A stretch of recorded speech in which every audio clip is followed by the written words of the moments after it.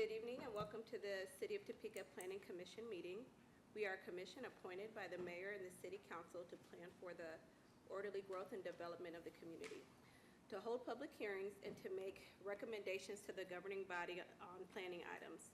Please note that the governing body rules state that the public hearing for planning cases shall be conducted solely by the planning commission. No additional public hearings will be conducted by the governing body. Tonight's cases are tentatively scheduled to be heard by the governing body next month. Agendas will be found at topeka.org. Some of tonight's cases involve public hearings. For those cases, the procedures will be as follows. First, the planning department staff will summarize the case. Next, we will hear from the applicant or their representative. Then we will receive public testimony. Comments are limited to 4 minutes. For agenda items that do not involve public hearings, public comment is allowed provided the person has signed up on Topeka Speaks or has notified staff prior to 5 p.m. today. Comments are limited to 4 minutes. Finally, at the end of regular business, the commission will entertain general comment regarding the matters relating to commission business, provided the person has signed up on Topeka Speaks or has notified staff prior to 5 p.m. today. Comments are limited to 4 minutes. Amanda, take the roll, please. Mr. Lally? Here. Ms. Nelson? Here. Ms. Herron? Here. Mr. Brooks? Here. Mr. Kaup? Here. Ms. Pearson? Here. And Ms. Hannon? Here. We have enough for a quorum. Okay, so we'll move on to approval of minutes.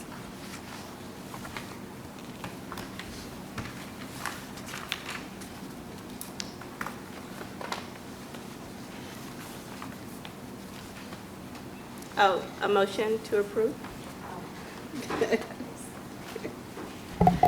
I'll make a motion to approve. Second.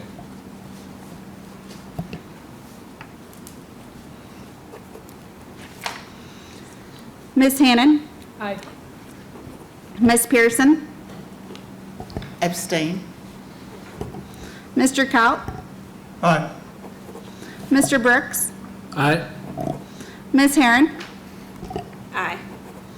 Ms. Nelson? Aye. Mr. Lally? Aye. The minutes pass. All right. And next, we'll move on to declaration of conflict of interest or ex parte communication. All right, if none, we will move forward to action items.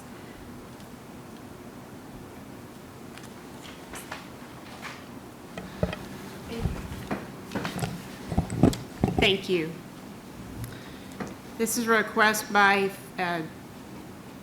Flywheel Fairlawn Adjourned Properties amending the master PUD plan for Fairlawn Acres development that is needed to increase the size of an allowable C2 commercial tract and rezone a parcel from C4 commercial district to add it into the master PUD plan. The location of the two properties are at 605 Southwest Fairlawn and 601 Southwest Fairlawn. The largest portion of the property contains 5.69 acres and is vacant. Formerly, it contained a hotel and convention center. An automobile repair station is on the corner of 6th and southwest corner of 6th and Fairlawn. Contains half an acre. The existing C zoning here on the site is 1.79 acres. What the proposed PUD would do is it proposes two areas. Area 1 contains 4.77 acres and is intended for C2 commercial uses. Area 2 contains 1.28 acres and is intended for speculative multifamily uses. The specific proposal by the developer is for a 5,982 square foot convenience store with fueling islands for both cars and semi-trucks, including a truck scale. This has some similarities to a truck stop, but doesn't have all the typical common features a truck stop would. There's no overnight sleeping or overnight parking for trucks, and no other amenities inside for truckers. The other portion of the property is a 1.2 acre site they're leaving for future multifamily. The primary purpose of the PUD is to increase the area that's shown on the PUD plan as Area 1 for C2 uses, including the existing automobile repair shop that's on the southwest corner of 6th and Fairlawn into the site. So that increases the C zoning from what was originally proposed. That increase in C zonings needed to allow the larger building footprint and development footprint for the semi-truck services. So as this increases the C2 zoning, it's decreasing what was originally intended for M3 uses from 4.26 acres down to 1.28 acres. The surrounding zoning and land uses is predominantly C4 commercial.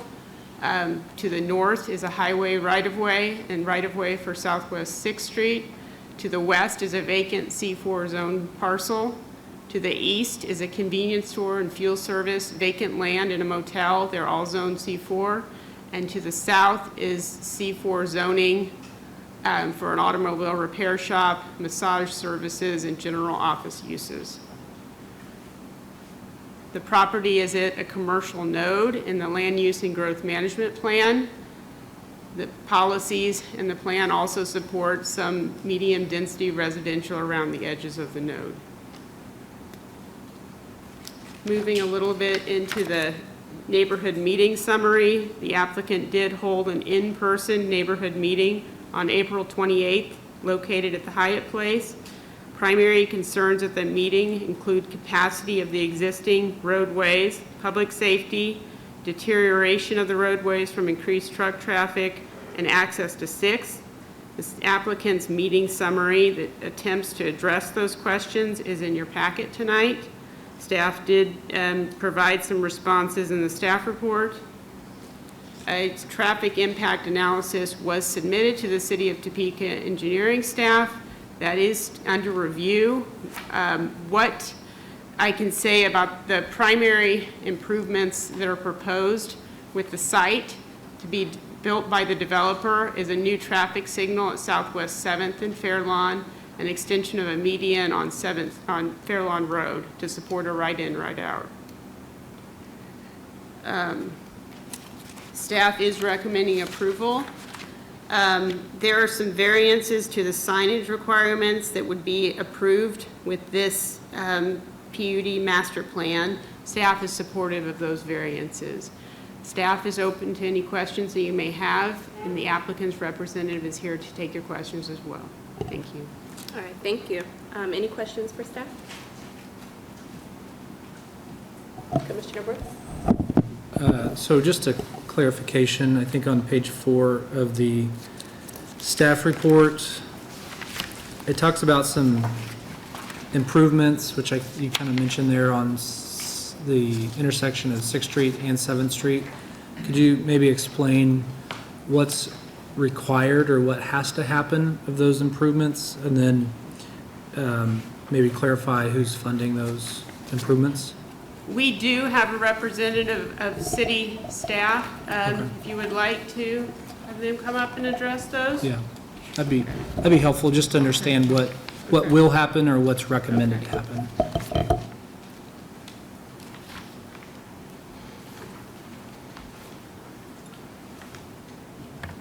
I'm Joe Harrington, project manager, traffic. Well, the improvements proposed by the developer are a traffic signal at 7th and Fairlawn, and a median extension along Fairlawn, just of that current median on the south approach of 6th.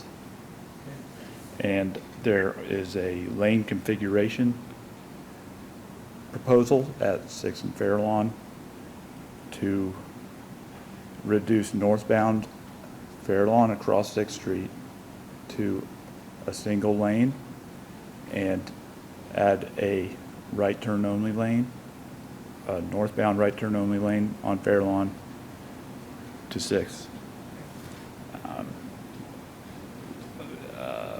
Level of service is acceptable on all the proposals, and the traffic signals are proposed to synchronize and timings work together to facilitate traffic flows.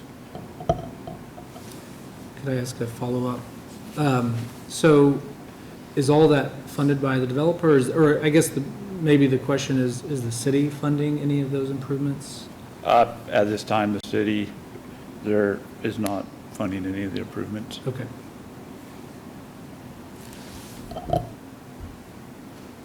All right, thank you. Any other questions for staff? Commissioner Coe? Thank you, Madam Chair. And I'm sorry if I missed this, but Annie, if you've already covered this, but Annie, I'm a little confused whether or not on the intersection of 7th and Fairlawn, will there be a left and right turn lanes? On the intersection of 7th and Fairlawn, Right. I believe there's not enough room to support left turn and right turn lanes there. Okay, the TIA makes reference to a waiver, requesting a waiver for driveway geometrics.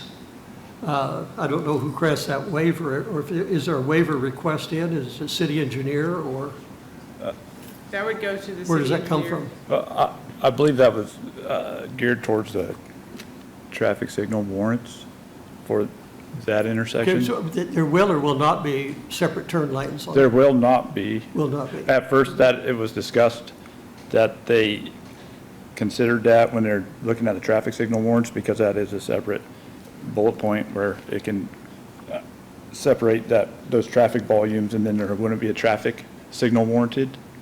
However, when we did the further analysis of the flow of traffic and how it works with 6th Street signal, it was determined that most of the traffic coming eastbound on 7th is taking a left turn and going north, and that the traffic volumes were just minimal and negligible, and a right turn lane wasn't going to be beneficial. Thank you. Yeah. So if they're coming down 7th and they want to make a right-hand turn, because so they could be coming out, there's a service station, there's a mechanic place right there. They could be leaving there, and they might want to make a right-hand turn. So, because I'm in that area quite a bit, and it, a lot of times can be very congested. 7th Street? Well, this 7th Street, 7th and Fairlawn clear down to the highway. That's my Yeah, concern. Yeah, right. So what's your question? Well, Right- so if you're leaving on the south, sorry, I'm old, can't see.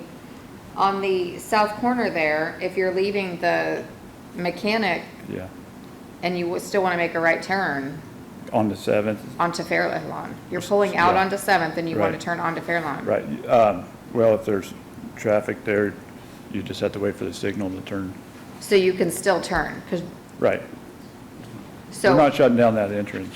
And is all of this would all this be completed before the truck stop would be open? It has been our approach typically to try and do the right-of-way assets prior to that occupancy certificate being issued. Those details often get negotiated at points further in the process. Okay, We prefer that be the case. yeah. Oftentimes that decision's left to city manager or Okay. Will any of these improvements, and I don't know if this is a question for you or for city staff, would any of these changes, will this affect the other businesses there? Will they be losing any of their property? There is one, as opposed to the fueling station across the street will potentially, with an median extension there, they will be losing their ability to turn left out there. Yep, they will be losing their ability to turn left onto Fairlawn and go southbound. If I could just add to that? So what Anne Marie's referring to is it's the Amico station on the southeast corner of 6th and Fairlawn. Okay, So right now, they have full access. So southbound Fairlawn traffic can turn left into the Amico station currently. So with the extension of the median, they will no longer be able to do that. So they are affected by this. They have been notified, we have not. They might be in the audience, I'm not sure. But to date, we have not been notified, or we have not spoken with that owner. We had a neighborhood information meeting, of course, or the applicant did, and we did not hear from that owner. But this does affect them in that way. One note on that is that entrance isn't at current design standards. That entrance isn't at current design standards anyway, so potentially it'll, it's treated the same way as this new one, becomes a right in, right out and reduces conflict points. But yeah, they'll be effective. Any Sure. Eddie, one more question. On this Area 2, the 1.3 acres that is proposed for M3, is there any issue in the development code about proximity of multifamily residential to the fuel tanks?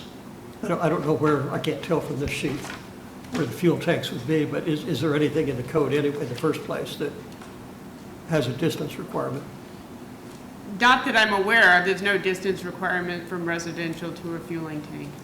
It's a staff's Not position. within Staff's the position is zoning that- code. that multifamily is reasonable at that location. And I might add that the original PUD had an area for commercial uses that would have allowed a convenience store with fueling pumps, just not the truck servicing. So there was a smaller area, but this, of course, is encroaching on that. This, of course, is expanding that C2 area, and it's increased so they can do the truck service on the site. Thanks. All right, thank you. Any additional questions to staff? All right. Well, is the applicant present?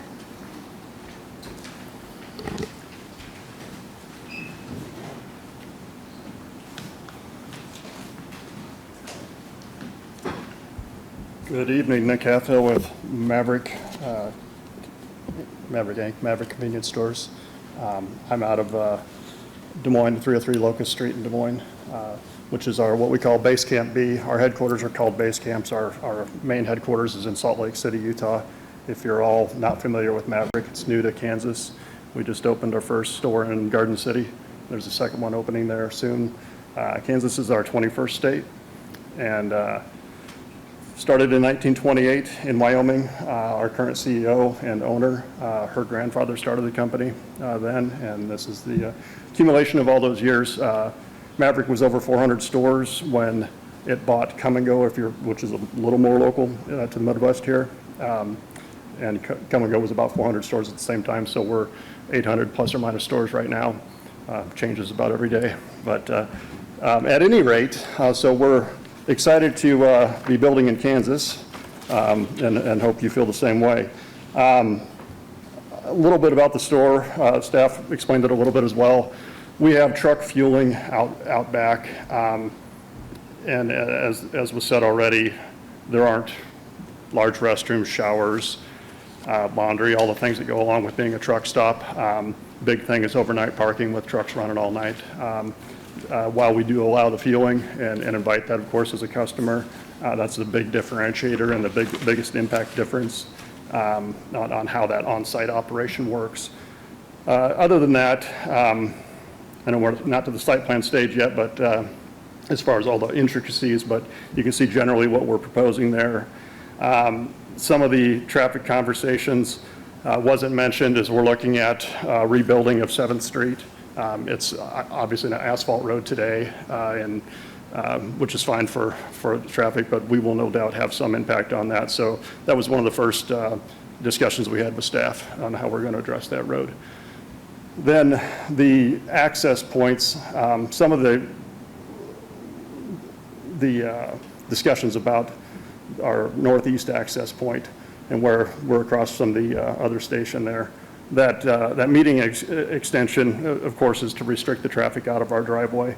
If you can see the geometry of that, it's proposed as a right-in only. So we don't even propose to have folks coming out of that and turning south. We'll have signage on site that says enter only and no exit, et cetera, just to as we get close to intersections, of course, we want to be there. But as we operate there, we also recognize that it's better for our customers to know how to utilize the street system and get in and out easily. So that will help our on-site. We talk about semis a lot here. In this type of site, which is a little more in town, what we typically see is we'll see semis, of course, we're on I-70, but we'll see a lot of construction traffic. You'll see your straight trucks, et cetera, around there. We also our signs say RV trucks, so we have gas at our dispensers out back as well. So our first two there will have gas as well as diesel for those types of RVs that still have gas, or gas trucks that are pulling trailers. It's just a more convenient place to go than up front of a convenience store where it gets jammed up. So we like to people to have a little elbow room. To answer the question on tanks, the dark spot, if you can see it kind of in the middle of the site, is where the tanks are. It's right behind the building. And that's about plus or minus 300 feet from that property line. I don't have an opinion on the distance from the residence beyond that, but that's kind of what that dimension is. That's a rough one, but it's about that. Yeah, otherwise, internally to Maverick, it's in the Midwest, we have a lot of good competitors around. You have some of them down here, but we offer a full food kitchen, from burritos to ready-made sandwiches to pizza and kind of the whole gamut, which is a big mainstay of our business. We do offer small seating area outside, picnic tables, and a very small seating area inside as well. So we're differentiate ourselves a little bit there as the type of operation it is. So beyond that, the scale, we work with our partner, Cat Scales, and we ask them on every single site where they like to go because they know their customers in the area, and they answer our question. We make a spot for them. I'm not quite sure if they'll use it the way I think here, but every dump truck that fills up, they still like, before they hit the interstates, they like to make sure they're of weight. So they'll typically weigh before fueling and then know how much fuel they can put on, et cetera. Other than that, I think we're pretty well aligned. We've had some discussions with staff on signage. We came in and looked at the C4 zoning initially, and our signage requests are aligning with that pretty well. There's been discussion about the existing pole sign out there. Even at 55 feet, it's a struggle as you coming south on 70, south or west south. It's not bad at all. As you come north, there's a lot of trees, et cetera. We're trying to figure out how that traffic can see where we sit here. At 55 feet, you might be able to see a little bit of a glow of the sign.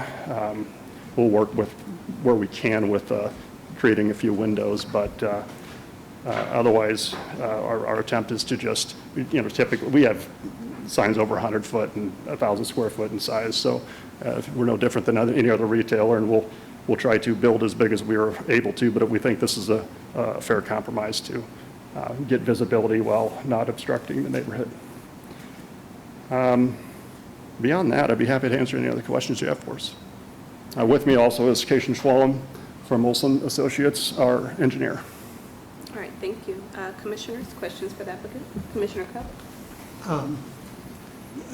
The proposed detention area Yes, sir. on the northeast corner of the property, that's where that garage is right now, right? Yes, sir. The auto servicing. It's proposed on-site detention. Does that get finalized at the time of site plan? Yes. Site plan review?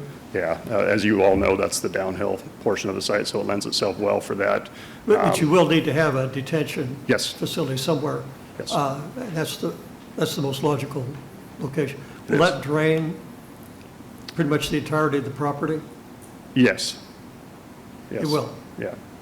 I don't know, you can step over me or Jason, if I don't know. Yes, it should accommodate the majority of the site. Obviously, we're going to meet a city regulation, but, as we tilt, the whole site kind of tilts that way already anyway. But we'll capture it with on-site system, of course, and direct it all that way. It won't be happenstance, it'll be on purpose, but to the point of the regulations that we can, And even this, the driveways on 7th Street go down they'll go into the site that way, so we can't add anything to 7th Street. So, you know, and then, you know, there will be a portion of our drive on Fairlawn because it's coming uphill into the site. No, it's in the same area anyway as it is today for the hotel site. So that middle driveway to the hotel, right beyond the, well, you can see it there in the aerial, I guess. So there's always a portion that runs out right there, but it's just on the edge of the, you know, that edge of the drive, but then it breaks back towards the interior of the site. You have barriers around the detention area? It won't be a standing pond. It will be a grass bowl, if you will. So there won't be standing water in it. You know, during a heavy storm, of course, they all back up for a moment and then it's released over time. That's the intent. So I wouldn't expect that it's not in full design yet, but, you know, if it were to be a deep pond that would remain wet, there would become a barrier requirement, fencing, et cetera. I don't think would be a triggered requirement. I don't know if I have a big issue with it, but I think if we can leave that corner a nice grass area, we'll have a sign towards that corner, but really it's going to look like a little landscaped park 99% of the time until a big rain comes.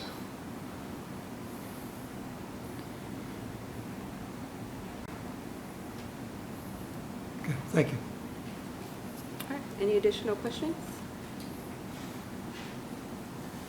All right, thank you. Now we'll open it up for public testimony.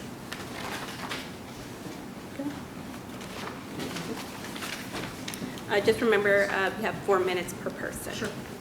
My name is Wendy Farley. I own the business directly across the street, 5229 Southwest 7th Street. I own and operate my business out of that location. Several of the questions I had were already answered. I just had one about, I'm concerned about semis entering on 7th Street. We already have an issue with large trucks coming in that road. There's just not accommodations for that. We've literally had trucks in our lawn. They try to use our parking lot as a turnaround. Our landscaping has been destroyed by that. So I was just curious how our property is going to be impacted on that, and if there's some way that we could keep semis off of 7th Street. That was my big question. If anyone could clarify that for me.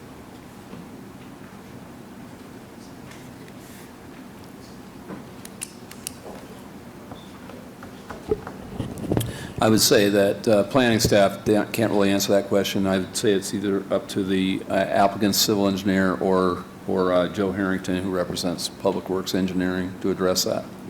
Okay. Should I move, sit down? Yeah. I'm not sure what to do.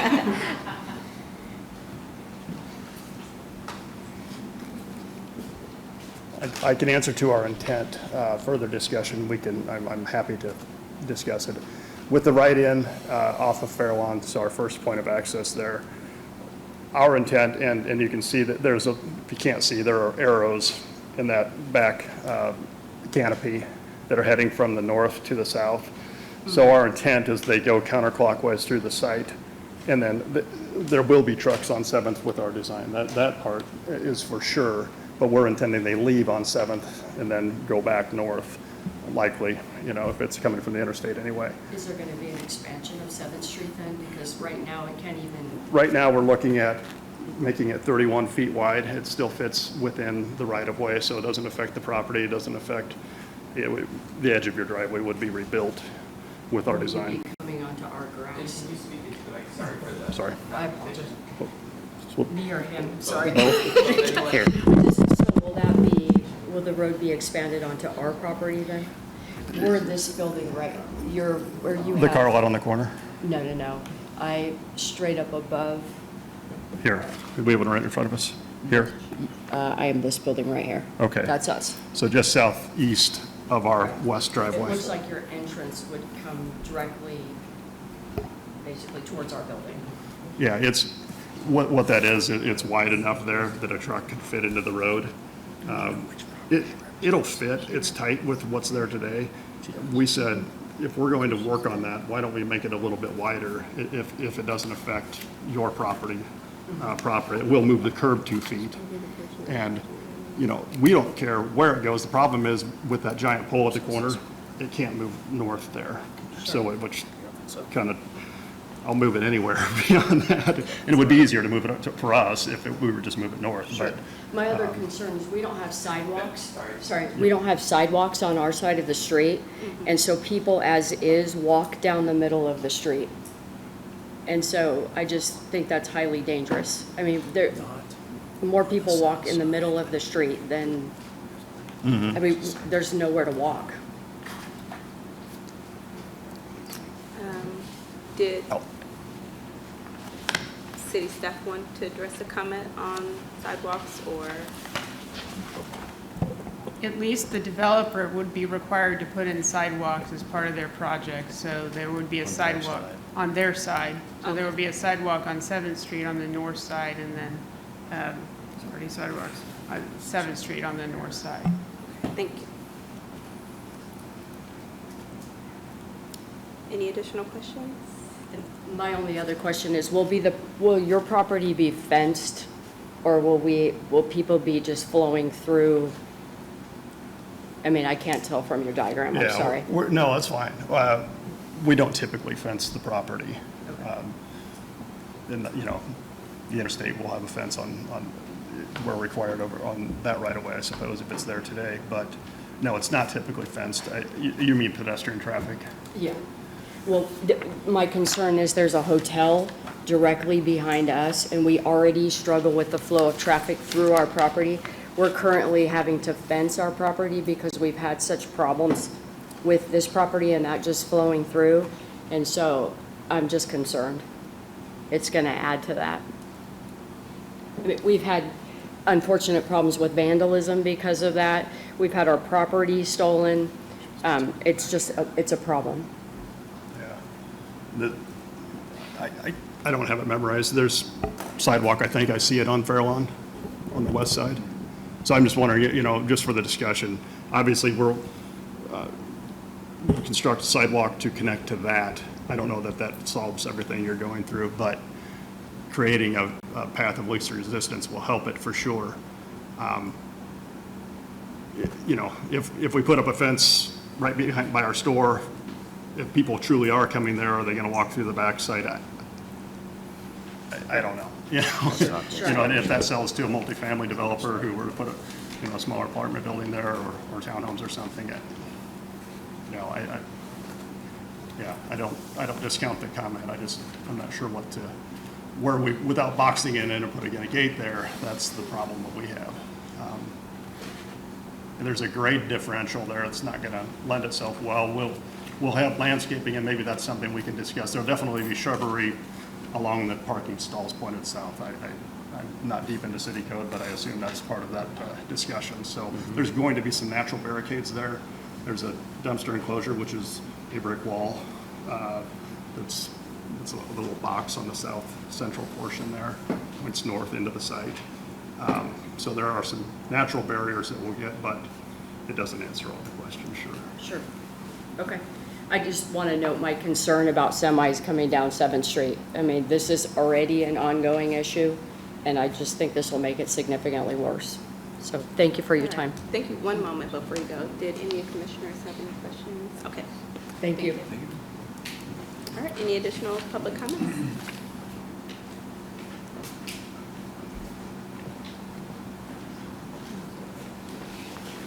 Good evening. Good evening. My name's Jeff Beasley. I live at 148 Southwest Fairlawn Road, which is just a couple blocks north of the intersection that we're talking about. I appreciate the fact that people of Maverick did have an open house for us, and they did address a lot of our issues, and that was very nice of them. And I mentioned to them then, I can understand why they picked this spot. I mean, it is right off the highway. It is an ideal spot in terms of being right there, and it's almost a green space for them then to be created. The concerns we had that night, and that they heard a lot of, had to do with public safety. And Ms. Nelson mentioned the fact that how busy that area is already, just with the car traffic that we do have and truck traffic. That intersection of Fairlawn and 6th, with the two major streets in our city, is quite busy. You have basically two parks there, Gates Park, and you also have the governor's area. Then in addition to that, you also have a highway interchange there, which in my opinion, and I think we're seeing this in terms of the information, is not really built for the amount of semi-traffic that we're talking about. If you had the overhead on it right now, the entrances and exits are going to be problematic for a semi to exit either east or west. And even when they come in from the east direction and they are going to have to turn south to go to the convenience store, that turn there is going to be, again, problematic for everybody. I think the largest concern that we have is the infrastructure that's going to have to be changed to support this store. There's going to have to be a lot of work done, and they mentioned the cooperation with KDOT. It's going to have to be critical to get this right, or you're going to have a mess in that intersection. Not only just the 6th and Fairlawn, but also the highway interchange. Also imagine the fact of a semi coming from the west trying to get off on 6th Street or Fairlawn and have to make that right-hand turn to the south. There is not hardly enough room for a car to be doing that now, let alone a semi. So there's those type of concerns. The last thing I'll mention is the fact about the entrance. I understand the median, and they're trying to have the flow of traffic come in off of Fairlawn and exit off of 7th Street, and they're widening 7th Street. It's going to cause trouble for some of the areas, as we just mentioned. But the other thing to consider is what you just did at 7th and Fairlawn is you've created an intersection where there's going to be semi-traffic, and that's only a couple hundred feet away from the elementary school, which has children walking to and from, riding their bikes, whatever. So you also have an elementary school in the area to be concerned about. Again, I think it's a great idea in terms of why they picked that spot, but there's a lot of things that really have to be, from a safety point of view, addressed. The only other thing I would also mention is, there was, just 30 seconds. The only thing was also mentioned is the fact that concern about the 2 other convenience stores that are in the area and what this might do to their business. And the comment was made by Maverick people that there's enough business to go around. I don't think I'm as optimistic. I think that there's not enough business, and there is going to be an impact to one or two of the other businesses in the area. We already heard about traffic changes for them. So those are my concerns. I appreciate your time and your thoughtfulness. All right, thank you. Any additional public comment?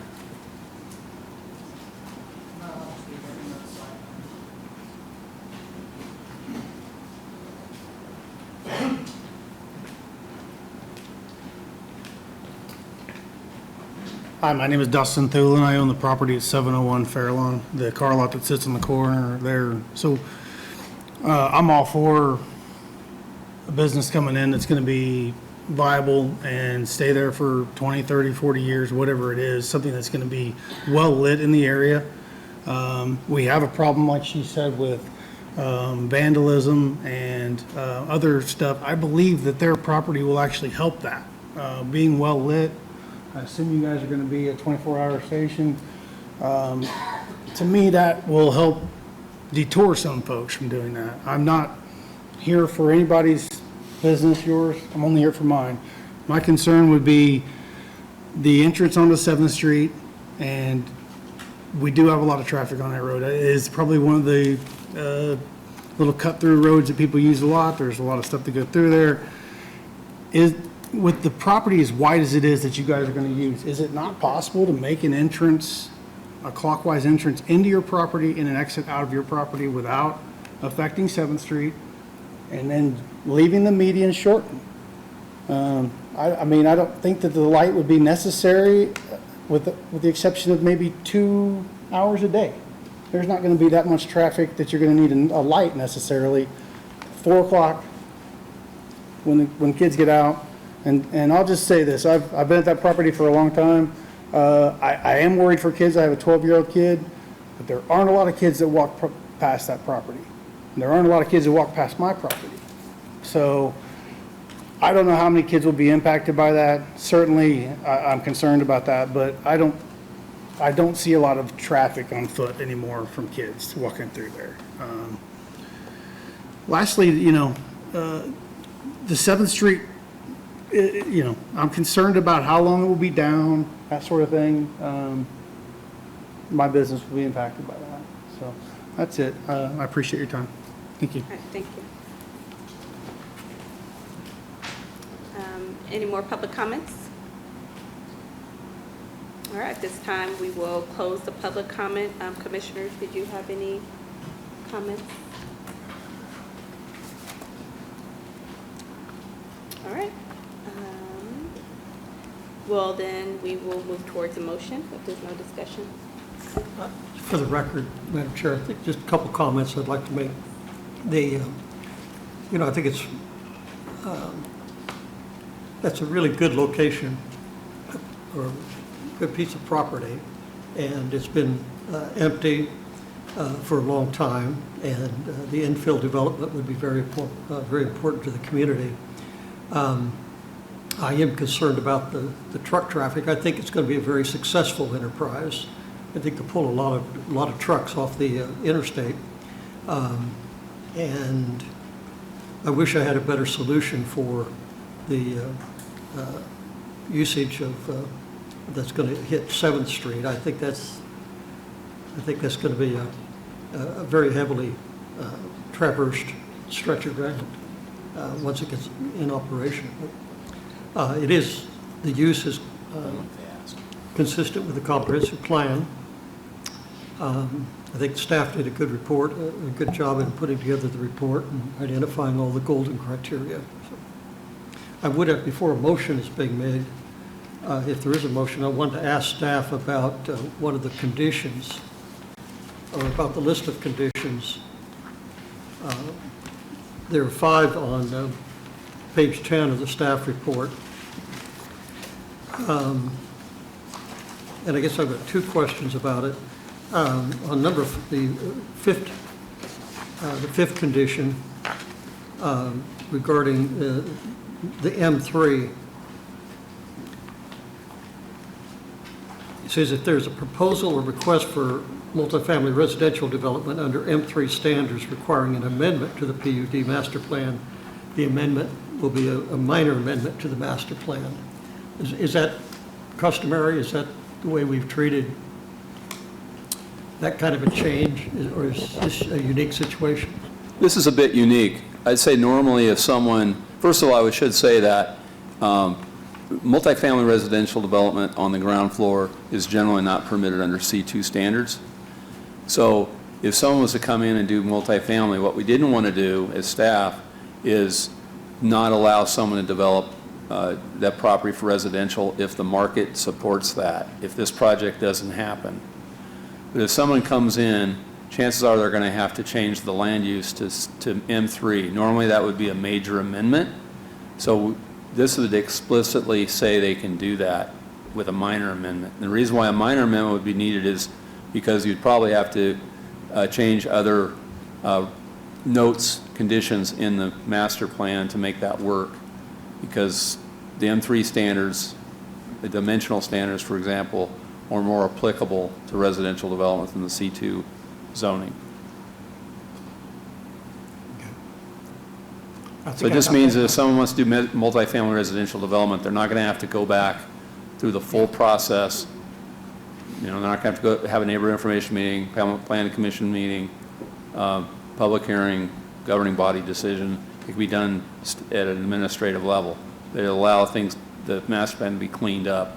But what this does is it puts everyone on notice that's paying attention that, yeah, this could develop as multifamily residential if this project or another C2 type project doesn't work out. The note says may be approved as a minor amendment, and may is operative, right? It's discretionary. It may or may not be considered. I think what's should there be a shall in there?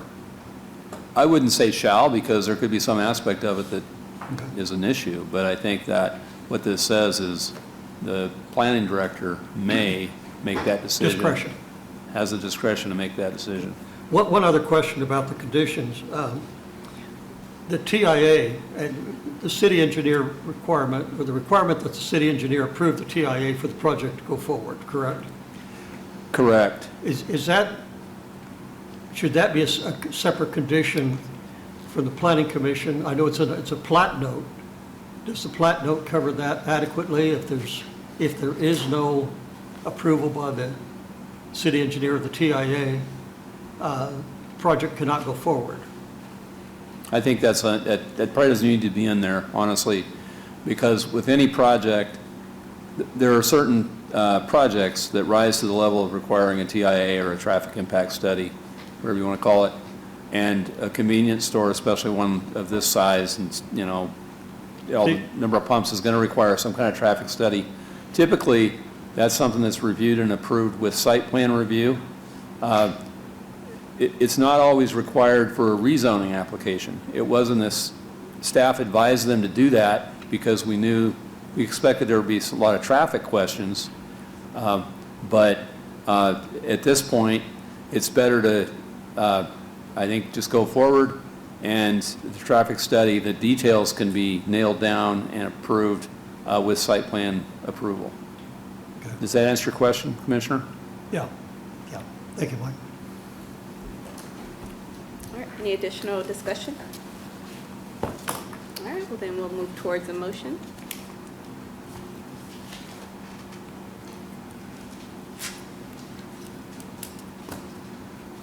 Madam Chair, I would move approval of the proposed rezoning to amend the master plan, and the planning commission adopt the findings and recommendations of the staff as set out in the staff report, including the conditions 1 through 5. All right, thank you. I second that. All right, any discussions on the motion? All right, then. Ms. Hannon? Aye. Ms. Pearson? Aye. Mr. Kaut? Aye. Mr. Brooks? Aye. Ms. Herron? Aye. Ms. Nelson?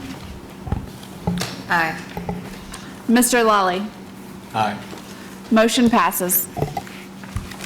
All right, let's move to discussion items, land use and growth management plan for 2040. Commissioners, periodically over the last few months, we've brought to you some updates to the land use and growth management plan, things that we've identified that either just needed to be changed, we're behind a little bit, they should have been right the first time, et cetera, et cetera. Kind of in the vein of this 10-year update. We're going to try to go through these a little bit quickly given the weather outside, so Mike's going to get started here, I believe. Yes. Thank you. Okay, so there are several elements to what we're presenting to you tonight. The first one has to do with the future land use section of the land use and growth management plan. So let's see what's in here. Okay. So one thing I should explain a little bit. Most of you probably already know this, I don't know, but the land use map, it's not a zoning map. It is referred to when there's decisions being made about land use, like rezoning and conditional use permits. And it's one of several factors in the analysis of whether you approve or recommend approval of a zoning change or a conditional use permit. So keep that in mind. So the proposed revisions to the future land use include updating the density references for consistency with recent zoning code amendments. There's some new text in there to encourage adaptive reuse of vacant or underutilized commercial properties for multifamily residential development. There's text that's highlighted in there and in the document that's attached to the staff report. That is to show you where there's existing policy language that supports medium to high density residential development. Okay, so the growth management section. Really, these are just proposed changes that reflect how policies have been interpreted and applied since the plan was adopted in 2015. These aren't really major policy changes, really just to reflect what's been in play. And a lot of this has been used for subdivision plats that occur outside of city limits in the extraterritorial jurisdiction. Okay, I kind of mentioned this before, and I might have spoke a little early, but again, the purpose of the future land use map is really to guide development decisions, provide guidelines for development patterns. It's not a zoning map. It's one element of the golden criteria that guides zoning decisions. It's not parcel specific. It kind of looks like it's parcel specific, but it's not intended to be. There may be parcels that are suitable for other uses than that designated by the map. So this is gives you an idea of what the full map looks like on the right there. Those areas that look like they're blank, kind of in the middle there, those are in older parts of Topeka, and those are areas where we have adopted neighborhood plans. So neighborhood plans each has their own future land use map that applies to those areas. The future land use map revisions are recommended mainly to clean up the recent annexations that have happened over recently, like in the past 5 years or so, and to better reflect existing or evolving land uses. So there are several in here that there might be a few more that get thrown in as we bring you the full amendment or update for your recommendation. This is just a closer shot of the map. This is I guess what I'd call the northwest quadrant of Topeka. It's west of Topeka Boulevard, north of Southwest 21st. Give you an idea of the land use patterns. The red is, as you can see, along the Wanamaker corridor. It's a lot of red, and then there are splotches of red. That's commercial, and the yellow is, most of that yellow is low to medium density residential. But it's primarily, a lot of that is zoned and used as single-family residential. And then there's some areas that are kind of brown in color, that's medium-density residential, and then the blue are primarily office uses, and gray is industrial. So this is an example. This is an area that it's at 41st in California. We had a conditional use permit, not a conditional use permit, we had a zoning case on the agenda for the corner of this intersection, and this would just be to clean this up and make it better align with city policy. It's being urbanized. It probably shouldn't be a rural residential. That light green color is a rural residential designation. This is the Misty Harbor subdivision, and this change would just to better reflect the annexation and the current zoning of the property. This is Misty Harbor on 45th, west of Burlingame. Excuse me. Okay, so this is at I-470 in Southwest Gage. Right now, this is identified as a commercial node, and in actuality, it's a little bit more mixed use in nature. I don't believe that we would recommend that this be more commercial than it already is, and so that mixed use node would better reflect its current land use and probably what would be preferred at that intersection of it's really at the interchange of I-470 and Gage. This is at Southeast 37th and Adams. This is a PUD amendment, or this is an area where there was a PUD amendment that changed the primary land use from retail commercial to medium density residential, and this change would reflect that change in zoning and change in land use. That project was recently completed and is occupied as far as I know. So this is the area of the zoning case that was on the agenda tonight, Fairlawn Acres. And as you can see, this is shown here as a commercial node with a lot of low to medium density residential around it. In reality, a lot of that area is zoned commercial, zone C4. Those areas along 7th, a lot of those are zoned C4, but they're really used more as office uses. And there's some residential, and certainly this project that was on the agenda tonight includes a pretty healthy residential component, a higher density residential component. And so this map change would reflect that and support that. So this is the area just northwest of the mall, and it's the area just to the immediate west of the Lowe's store out there. There was a zoning case on the agenda a while back. A lot of that area is zoned C4 commercial. And there's a lot of that area is actually PUD with C4 zoning or C4 as a use group. This change would kind of accomplish a couple things. Probably better reflect the way that's probably going to develop, and also be more supportive of something other than more retail commercial. There's a pretty large concentration of retail commercial land use and zoning out there, and this would kind of move it in a direction that's not exclusively commercial. This is kind of an interesting area. This is the area just west of Wanamaker along 10th Avenue, and a lot of this area is actually in a floodplain, and parts of it are in a floodway. A lot of that area is actually single-family residential, and then there's some retail as you get closer to Wanamaker. Currently, the map seems to imply or support that that's going to develop as a lot more retail commercial. It's really misleading at best, and probably not something that's desirable. And so the change would better reflect existing land use, and probably better reflect what's more appropriate in an area that's a lot of it's in a floodplain.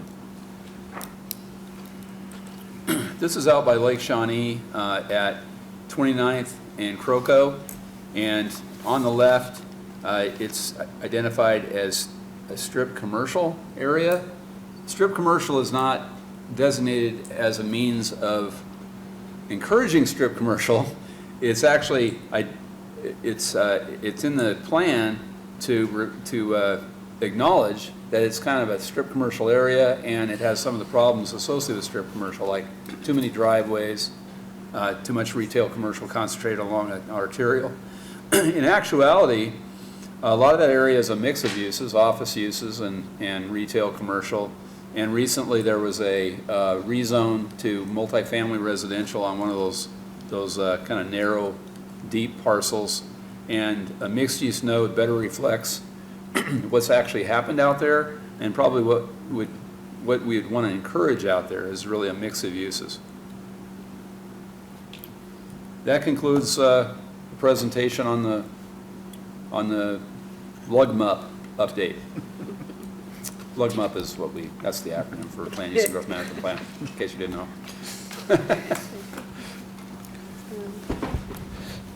I would say just, we could possibly be done bringing you updates. I think it might be time to put a package together.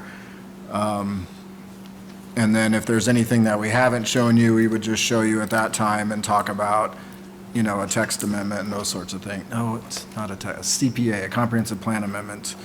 So anyway, we'll keep plugging away on this and try to fit it in with the other stuff we're doing, but we've made some progress, and I think we're getting pretty close.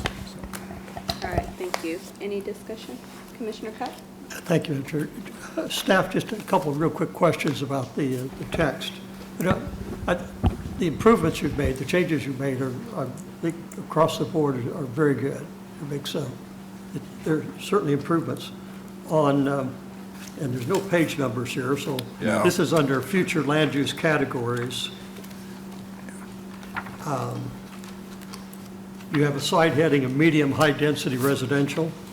Right. You talk about the increase of dwellings per acre. If you can find it, this is 3 paragraphs down below that heading. Uh-huh.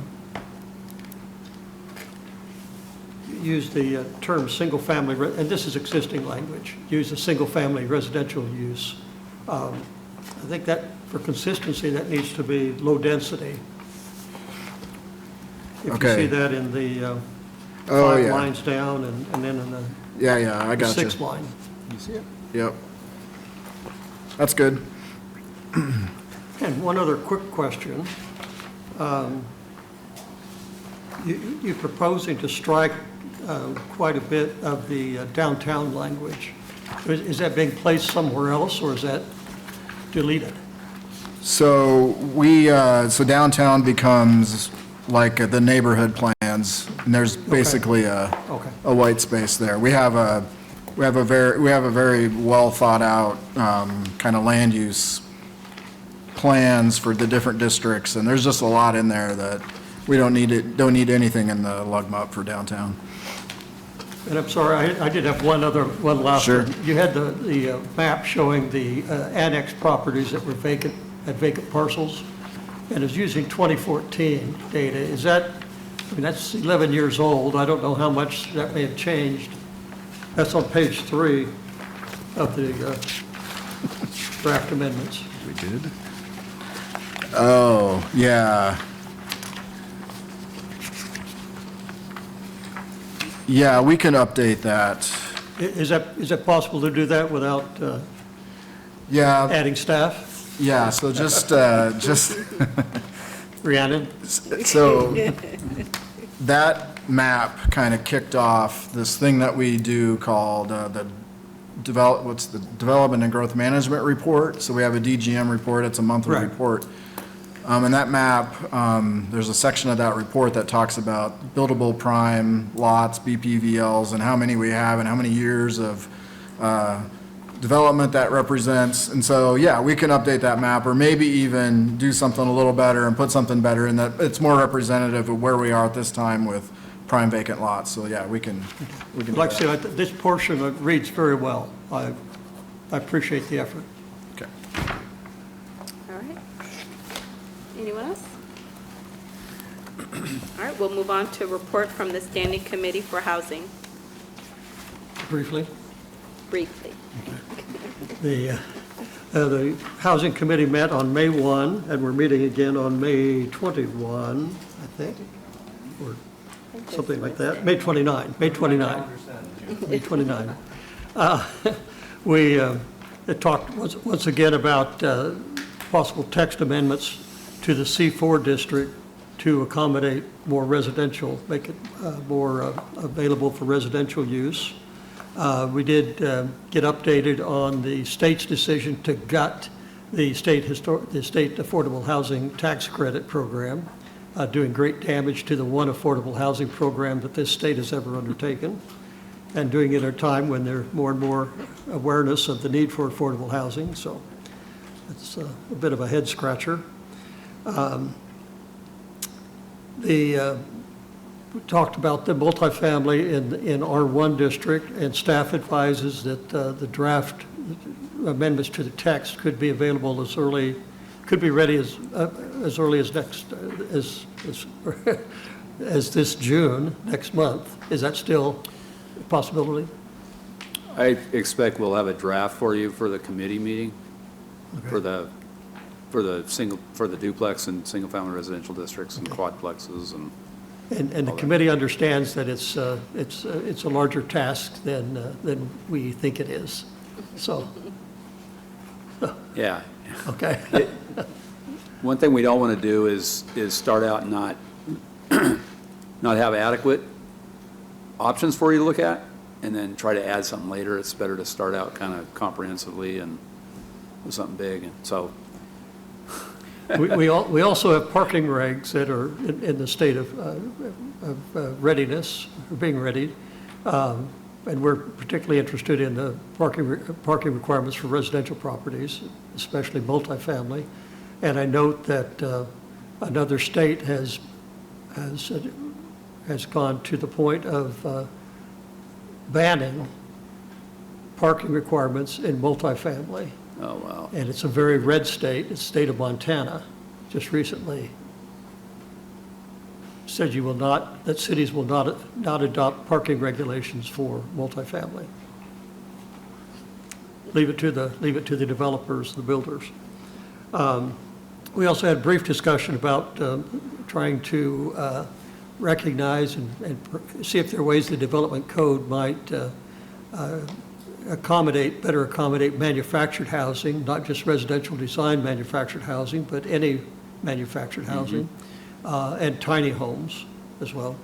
Right. And if you saw the Topeka Capital Journal today, and on the news tonight, there was a story about the 3D printing of homes, which is interesting.